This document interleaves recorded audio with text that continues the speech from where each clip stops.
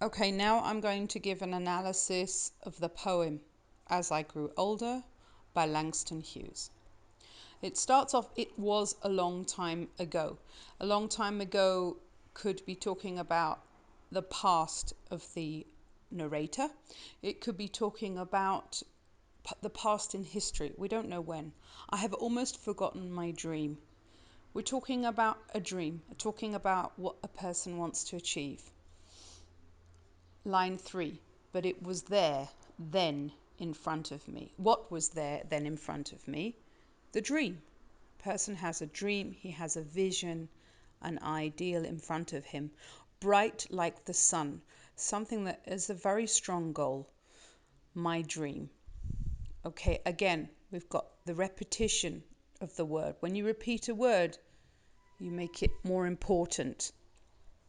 So there's one of the very key words in the poem is the dream. Then the wall rose. Okay, rose meaning it went up. The wall. Okay, what is a wall? A wall is something that stops you from getting to where you want to go or getting what you want. This wall is a metaphor, and it could be a metaphor for many things. It could be a personal metaphor. It could be a national metaphor. If we're talking about the blacks in America, the Afro-Americans, we're talking about all the things that prevented them from getting equal rights. But we could also be talking about the personal life of the narrator. Rose slowly. Okay, it was over time. We're talking about something that took a certain period of time. And again, there's an emphasis, slowly. The word's written twice. Between me and my dream. The third time that we've got the word dream mentioned in the poem. So obviously this is a key metaphor. Rose until it touched the sky. When something touches the sky, when you have a wall in front of you and it touches the sky, that means you can't see beyond it. It means the only thing you can see is the wall. The only thing you can see is the thing that prevents you from reaching out towards your dream, towards what you want. And line 13, we've got the wall. Again, this is now the third time that the wall is being mentioned. Shadow. I am black. Okay, a shadow is usually a negative connotation. When a person has a shadow on them, it means other people can't see them. When you're in the shadows, it means that you're in a very bad place. You're in a place where you are not recognized by people. And line 14, I am black. I am black doesn't just mean that he is a person who's African American. It also means he's a person who is covered by this shadow, by the shadow of how other people look at him. I lie down in the shadow, line 15. When you lie down, that means that you are you're weak. You're not standing on your feet. It's not a good image. Okay, no longer the light of my dream before me. So by line 16, there is no light. There's no great sun that's coming towards them. I also want you to think about the idea that when you have a goal or when you have a dream, that is what pushes you to do things. Even if there's no end in sight, even if you've got a lot of problems and a lot of difficulties, you hang on to that dream. But at this point in the poem, there is no dream. The dream has been blocked out by the wall. Okay, line 18, only the thick wall. Now we've got a description of this wall. It's not just a wall, it's a thick wall. It's a wall that's very hard to penetrate. Only the shadow. What is left when you don't have light? You have shadow. My hands, my dark hands. Okay, this person's looking in front of them is a very strong image. And again, it's twice, for one sentence after the other. My hands, my dark hands. And there's an exclamation mark, which means that something has changed in the poem. There's a point of drama and tension. Break through the wall. So the person's hands are breaking through the wall.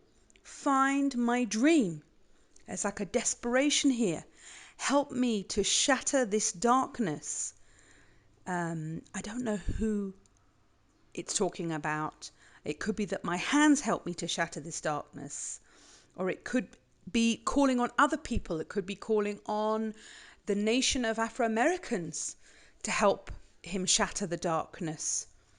And shattering the darkness. Darkness doesn't really shatter, but you've got a very strong image of breaking something down. What shatters? A glass shatters, a mirror shatters, and the darkness has to shatter like the wall. Okay, to smash this night, to break this shadow. Okay, now we know that the wall, the shadow, the bad period of time the person's going through, it's something that must end. There's some kind of command here. Into 1,000 lights of sun. Okay, so what happens is that we're looking at a transformation that is to take place. We don't know if it's taking place now. It might take place in the future. It's not 100% clear. Into 1,000 lights of sun, meaning that once you break the shadow, you have a huge amount of light, and there's a big accomplishment that has to take place. Into 1,000 whirling dreams of sun. The images of dreams.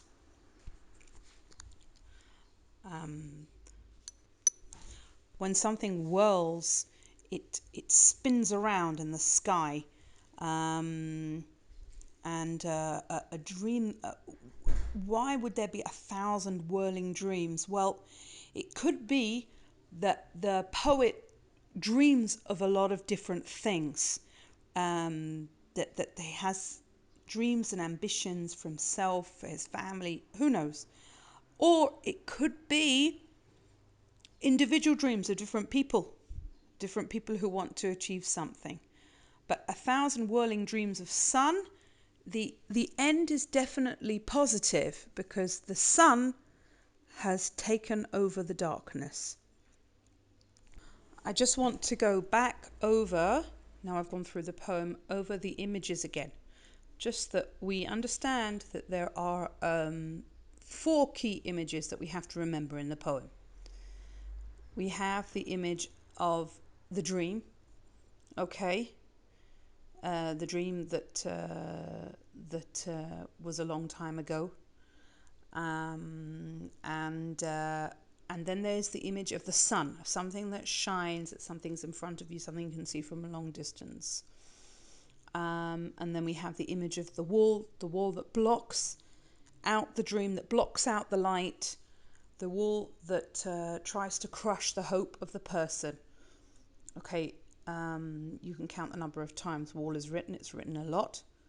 And then we have the shadow. Okay. And then we have the image of the dark hands that are breaking through the wall. Okay. And then we go back into the sun and into the dreams again.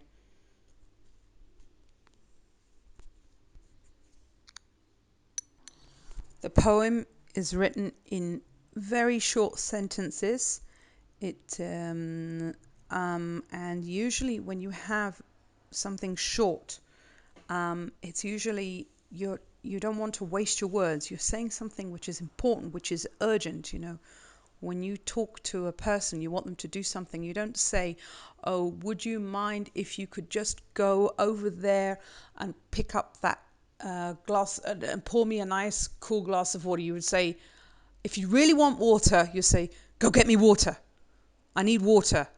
And one of the reasons why the sentences are so short is it makes it sound urgent. It makes it sound immediate. It's not something that can wait. There's a use of exclamation marks. My hands, my dark hands, exclamation mark, which has a sense of again, something urgent, very, very urgent. Have to do it right now. And then there are these sentences which are like two words. My dream. I am black. I think that you can figure out for yourself what the difference is between something which is more words and something which is less words.